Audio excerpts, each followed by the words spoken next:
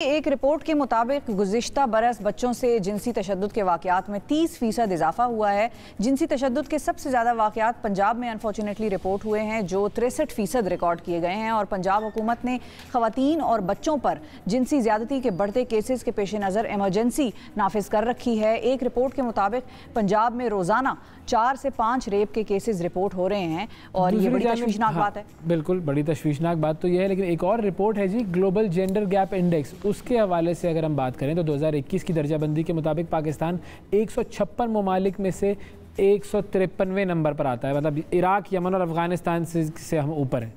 और पंजाब हुकूमत ने एक साइबर वायलेंस रिफॉर्म्स कमेटी तश्कील दी है। उस कमेटी की जो कन्वीनर हैं सेनेटर आयशा रज़ा फ़ारूक, वो हमारे साथ हैं। इनसे इन मामलों पर बात करते हैं। अस्सलाम वालेकुम सेनेटर साहिबा। जी अस्सलाम वालेकुम जी, thank you for joining us. बहुत शुक्रिया प्रोग्राम के लिए, आपने वक्त निकाला। ये जो स्टेटिस्टिक्स हमारे सामने आते हैं और ख़ास तौर पर जब हम पंजाब की बात करते हैं कि जिसके अंदर ख़वातीन के साथ भी इस तरह के वाक़यात ज़्यादा हो रहे हैं, बच्चों के साथ भी वाक़यात ज़्यादा हो रहे हैं, तो ये स्टेटिस्टिक्स ज़ाहिर है रैंडम स्टेटिस्टिक्स हैं। नंबर वन, गवर्नमेंट की तरफ से क्या कोई स्टेटिस्टिक्स का कोई निज़ाम है कि जिस पे कलेक्ट किए जाएँ? और दूसरा ये कि जो ओवरऑल सिचुएशन है वो है क्या? जी एक तो thank you Shifa and Owais कि आपने अपने प्रोग्राम में इस टॉपिक को शामिल किया है। इसके ऊपर गुफ्तगू होनी चाहिए, आगाही हमें करनी चाहिए इसके ऊपर मज़ीद।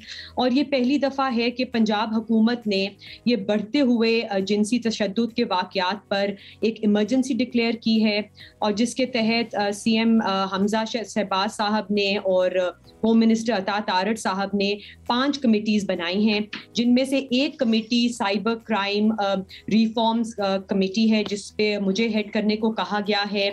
तो इसमें हम लोगों ने सिविल सोसाइटी ऑर्गेनाइजेशंस को इसमें शामिल किया है, पार्लियामेंटेरियंस को शामिल किया है, हमारे जो इंस्टीट्यूशंस हैं जिसमें FIA है, IT बोर्ड है पंजाब का, सेफ सिटी है के ऑर्गेनाइजेशंस हैं, सबको मिलजुल के हमने बिठाया है कि हम मिलकर इस प्रॉब्लम के ऊपर एक हल निकालें, जिसके अंदर लेजिस्लेटिव रिफॉर्म्स करने की जरूरत है तो वो किए जाएं, पॉलिसी रिफॉर्म्स की जरूरत है, इंस्टीट्यूशनल स्ट्रक्चरल रिफॉर्म्स की जरूरत है। हम गैप्स आइडेंटिफाई करें कि ये क्या वजह है कि हमारे मुल्क में, हमारे सूबे में, चाहे वो बच्चे हों, औरतें हों, हमारी बेटियां हों, कि उनके साथ ये जिनसी तशद्दुद के वाक़यात क्यों बढ़ रहे हैं, और इट्स एन अलार्मिंग रेट के ऊपर ये बढ़ रहे हैं। इसमें हमें फिगर्स प्राइवेट ऑर्गेनाइजेशंस की तरफ से भी आ रहे हैं, हुकूमती लेवल पर FIA, पुलिस के पास से भी हमें फिगर्स रिपोर्ट होते हैं, और ये सिर्फ रिपोर्टेड फिगर्स हैं। माइंड यू, जो केसेस रिपोर्ट नहीं होते उनकी भी मिकदार इससे बहुत ज्यादा होती है। बिल्कुल सही। अच्छा आयशा साहिबा, ये भी बताएं कि आप क्योंकि साइबर क्राइम की कमेटी को जो है वो उस तरह से हेड करेंगी, तो साइबर क्राइम के हवाले से हमें क्या बता सकेंगी आप कि रेप और ये जो जिनसी तशद्दुद है, ये वैसे फ़िज़िकली तो ख़वातीन या बच्चों के साथ होता है, लेकिन साइबर स्पेस में किस तरह से ख़वातीन या बच्चे जो हैं, या टीनेज गर्ल्स जो हैं, लड़कियाँ हमारी, या इवन बच्चे भी, वो वल्नरेबल हैं और किस तरह से उस स्पेस में उन पर अटैक हो रहे होते हैं? देखिए, इन टुडेज डिजिटल एज जहाँ पे ऑनलाइन प्लेटफॉर्म्स जो हैं उनका यूजेज जो है वो बहुत बढ़ गया हुआ है। स्मार्टफोन्स हैं, हमारे देहातों में हैं, गांव में हैं, शहरों में हैं। छोटा बच्चा जो आजकल पैदा ही होता है, उनके हाथ में भी फोन पकड़ा दिया जाता है। तो जहाँ पर ये यूजेज बहुत खुशाइन है और पॉजिटिव है कि हमारे बच्चे जो हैं उनको ऑनलाइन प्लेटफॉर्म्स के थ्रू कनेक्टिविटी इंक्रीज होती है, उनका एजुकेशन में बहुत इस्तेमाल हो रहे हैं, वहां पे ये आगाही देना कि इसका सेफ यूजेज किस तरह जरूरी है। हाउ कैन वी प्रिवेंट जिनसी तशद्दुद? ऐसी वेबसाइट्स, ऐसे लोग जो फेक आइडेंटिटीज बना के बच्चों को ल्योर करते हैं या गलत तरीके से उनसे दोस्ती करते हैं और फिर गलत वीडियोस उनकी बना के वो अपलोड कर देते हैं, ये एक तरीका है जहाँ पे ये साइबर स्पेस यूज हो रहा है जिनसी तशद्दुद के लिए। फिर जो मियाँ बीवी के जब ताल्लुकात खराब होते हैं, वहां पर बीवियों को ब्लैकमेल करने के लिए, थ्रेटन करने के लिए वीडियोस बना के उनको थ्रेट किया जाता है। So we are not just looking at cases जहाँ पे रेप का क्राइम कमिट हो जाए, उससे पहले भी ऑनलाइन स्पेस के अंदर आपने देखा है, Twitter is a social platform, Facebook है जहाँ पे बेशक पब्लिक रिप्रेजेंटेटिव्स हों, औरतें हों, बच्चे हों, उनके खिलाफ एक मुहिम चलाई जाती है, उसमें हेट्रेड फैलाई जाती है, इंटिमिडेशन की जाती है, उनको हरासा किया जाता है। सो ये सब cyber crime, cyber online violence के जुमरे में ये सब चीजें आती हैं, जिसमें FIA का साइबर क्राइम विंग जो है वो लीड एजेंसी है जो इन क्राइम्स को देखता है। और हमारी की जो मीटिंग थी उसके अंदर डायरेक्टर साहब तारड़ साहब मौजूद थे और उन्होंने बहुत हमें कंस्ट्रक्टिव हमने उनको फीडबैक दिया, क्रिटिसिज्म भी किया कि कहाँ पर गैप्स हैं, कहाँ पर हमें चीज़ों को बेहतर करने की भरपूर तरीके से, तो कहाँ पर गैप्स आपको मेनली नजर आए? देखिए, एक तो हमें लेजिस्लेटिव रिफॉर्म्स करने पड़ेंगे और देखना पड़ेगा कि साइबर क्राइम्स को जहाँ पे जिनसी तशद्दुद ऑनलाइन प्लेटफॉर्म्स पे हो रहा है उनको भी उतना सीरियसली लिया जाए जितना कि एक्चुअली रेप के केसेस ऑफलाइन होते हैं, क्योंकि इसके यहाँ पे बच्चे इस तशद्दुद का बहुत निशाना बनते हैं। आपने देखा हाल ही में किस तरह वीडियोस निकली, फिर हमारी जो बच्चियां हैं इसको वो नहीं चाहती कि इसके ऊपर प्रिवेसी, इसको कॉन्फिडेंशियल रखा जाए, उनके लॉज को देखना जरूरी है। हमें FIA की जो क्राइम विंग है उनकी कैपेसिटी बिल्डिंग करने की जरूरत है।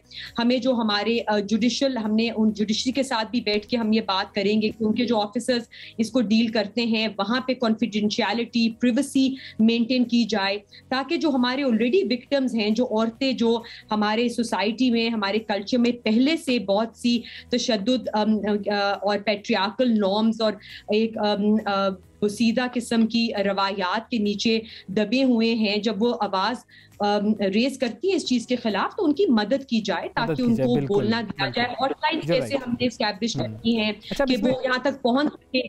जी, एक और एस्पेक्ट है जिसकी तरफ मैं तवज्जो दिलाना चाहूँगा आपकी। लॉज अपनी जगह, बट टेक्नोलॉजिकल जो हमारी एडवांसमेंट है उसको भी पकड़ना बड़ा ज़रूरी है। So how far are we on these lines, क्योंकि हम अगर टेक्नोलॉजिकल एडवांसमेंट के बगैर साइबर क्राइम को कंट्रोल करने की कोशिश करेंगे तो फिर शायद बात बनेगी नहीं। हमारी कैपेबिलिटीज़ क्या हैं इस डोमेन में? जी, सर्टनली हमने जो पहली मीटिंग जैसा कि मैंने कहा हुई है, इसके ऊपर अभी ये सेट ऑफ मीटिंग्स होंगे।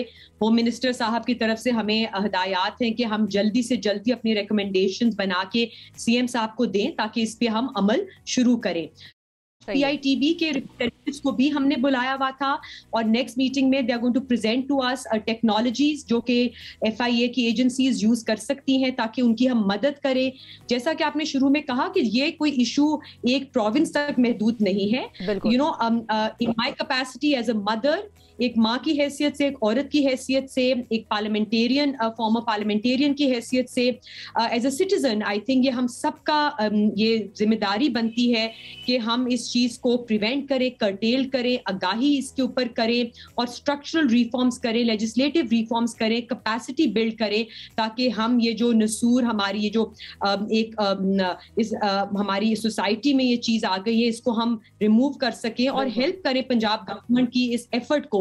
और मैं तो कहूंगी कि आपके प्रोग्राम के थ्रू के बाकी सूबों को भी सामने आना चाहिए और इसको एम्यूलेट करना चाहिए। ये apparently is the first committee on cyber violence जो कि बनाई गई है। और ये हमें DRF की रिप्रेजेंटेटिव मौजूद थी इस कमेटी में और उन्होंने हमें बताया कि इस तरह की कोई कमेटी पहले नहीं बनाई गई जो ये रिकमेंडेशन जो है ये पेश करे गवर्नमेंट के सामने ताकि सब मिलकर इस नसूर को ये तो ज़ाहिर है ये कॉज है, ये तो सबका मसला है, ये कोई पॉलिटिकल काम तो है नहीं, ये तो हम सबको अपने बच्चों के लिए, खवातीन के लिए ये चीज़ करनी चाहिए। अच्छा सेनेटर साहिबा, ये भी बताइए कि पीका जो है हमारा पाकिस्तान इलेक्ट्रॉनिक क्राइम्स एक्ट, उसमें सेक्शन 20 था जिसको कि इस्लामाबाद हाई कोर्ट में चीफ जस्टिस अतर मिनल्ला साहब ने स्ट्रक डाउन कर दिया।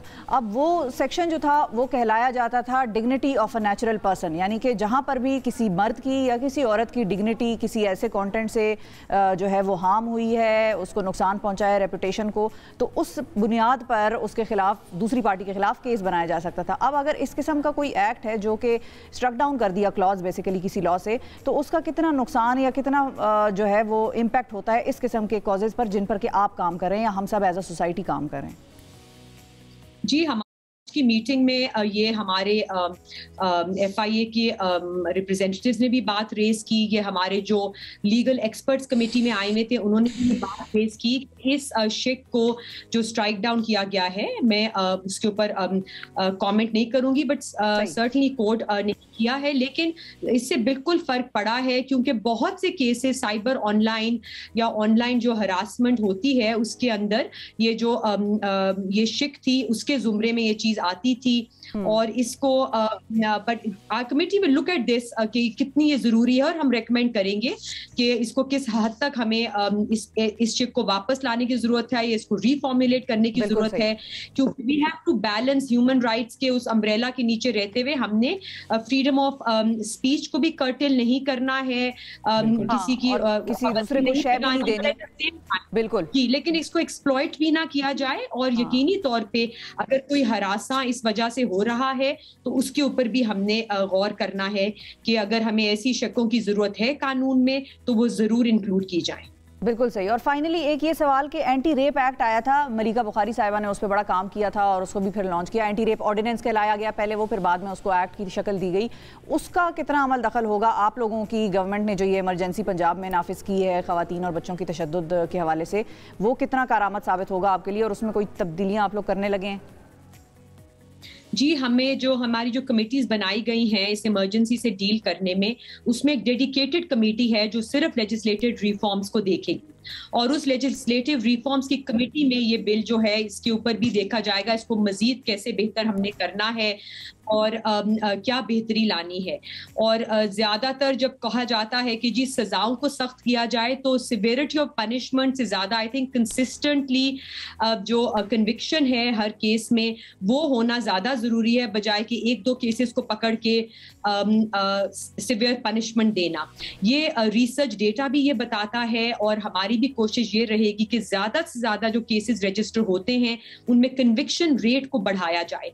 की कमेटी में भी ये बात हुई, और जो पहली कमेटी मीटिंग इस इमरजेंसी लगाने के वक्त सामने बात आई थी डिबेट में, उसमें भी ये कंसेंसस हुआ था कि सिवियरिटी ऑफ पनिशमेंट से ज्यादा जो चीज कारआमद रहती है या देखी गई है दुनिया में भी, उसमें consistency of punishment is far more important कि जो परपेट्रेटर्स हैं उनको they should be taken to task और उनको सजा दी जाए, that is far more important, और वो they should not go scot free और want of better evidence etcetera. So हम एविडेंशियरी वैल्यू ऑफ भी देखेंगे यहाँ पे कि साइबर क्राइम्स में उसको कैसे हमें ईज करना चाहिए और कैसे बढ़ाना चाहिए। अभी तो हमारे पास सिर्फ 5 सेंटर्स हैं FIA के क्राइम एजेंसी के, साइबर क्राइम एजेंसी इन पंजाब ओनली, और फोरेंसिक लैब्स भी बहुत कम है। सो इन सब इश्यूज के, कैपेसिटी इश्यूज को, लेजिस्लेटिव इश्यूज को, आगाही मुहिम को, अवेयरनेस को, इन सब को हम होलिस्टिकली कॉम्प्रिहेंसिवली देखेंगे। It will be an all government approach that we are going to take, and I hope ये जो एफर्ट लिया गया है इन द राइट डायरेक्शन, इसमें आप भी हमारी मदद करेंगे और एक कम्युनिटी अवेयरनेस चलाई जाए जिसमें हमारे बच्चे और तमाम सिटीजन्स को, औरतों को आगाही दी जाए कि डिजिटल टेक्नोलॉजी को कैसे यूज करना है, कैसे हमने गलत लोगों से दूर रहना है, और हमने ल्योर नहीं होना कि हमें कोई थ्रेट कर सके किसी गलत इंफॉर्मेशन को यूज करके हमारे खिलाफ। बिल्कुल ठीक है जी, बहुत शुक्रिया अदा करेंगे। आयशा रज़ा फ़ारूक साहिबा हमारे साथ मौजूद थी, और बड़ी अहम बात है कि हमें किस तरीके से बच्चों को, ख़वातीन को, मर्दों को जो ऑनलाइन हरासानी है इससे बचाना है।